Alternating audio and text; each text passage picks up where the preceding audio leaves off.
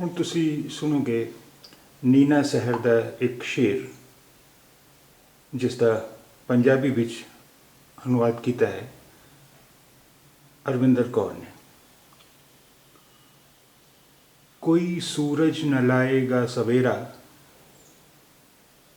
कोई सूरज न लाएगा सवेरा, तुम्हारे जहन में गर तीरगी है। कोई सूरज न लाएगा सवेरा, तुम्हारे जहन में गर तीरगी है। कोई सूरज न लाएगा सवेरा, तुम्हारे जहन में गर तीरगी है।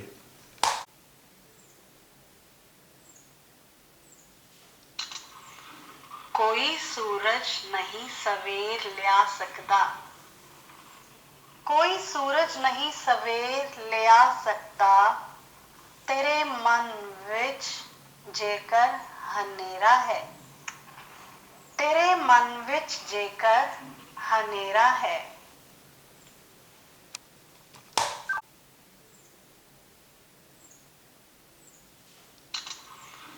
कोई सूरज नहीं सवेर लिया सकता, कोई सूरज नहीं सवेर लिया सकता, तेरे मन विच जेकर हनेरा है, तेरे मन विच जेकर हनेरा है।